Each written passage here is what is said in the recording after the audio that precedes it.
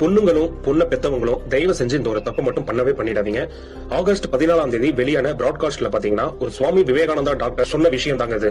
பயங்கரமான கால்வலி ஏற்பட்டு கால் வீக்கத்துல தவிச்சிட்டு இருந்த ஒரு பொண்ணை அவங்க ஃப்ரெண்ட்ஸ் எல்லாம் சேர்ந்து இந்த டாக்டர்கிட்ட கூட்டிட்டு வந்திருக்காங்க.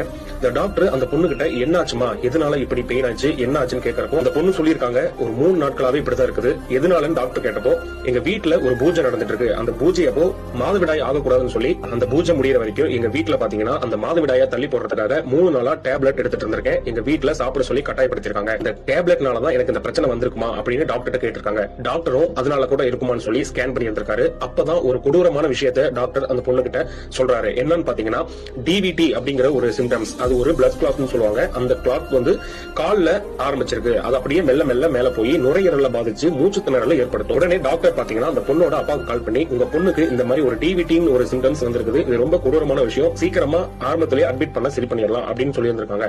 உடனே பொண்ணோட அப்பா பாத்தீங்கன்னா டாக்டர்கிட்ட, இல்ல அவங்க நாளைக்கு அவங்களோட அம்மா கூட வந்துருவாங்க, இப்போ அவங்கள வீட்டுக்கு அனுப்பி விட்டுருங்கன்னு சொல்லியிருக்காங்க. உடனே டாக்டரும் சரி அப்படின்னு சொல்லி அந்த பொண்ணு அவங்க வீட்டுக்கு கிளம்பி போயிருக்காங்க. அன்னைக்கு நைட்டே விடிய காலையில 2 மணிக்கு பாத்தீங்கன்னா டாக்டருக்கு கால் வருது அவங்க அப்பா கிட்ட இருந்து. டாக்டர், நீங்க சொன்ன மாதிரியே என் பொண்ணுக்கு மூச்சு திணறல் ரொம்ப அதிகமா ஏற்பட்டிருக்குது, இப்ப என்ன பண்றதுன்னு கேட்டிருக்காங்க. டாக்டரும் உடனே பக்கத்துல இருக்க ஹாஸ்பிட்டல்ல எமர்ஜென்சி வார்டுல அட்மிட் பண்ணுங்க சொல்லியிருக்காங்க. உடனே இவங்க எல்லாருமே போய் அந்த பொண்ணை அட்மிட் பண்ணிருக்காங்க.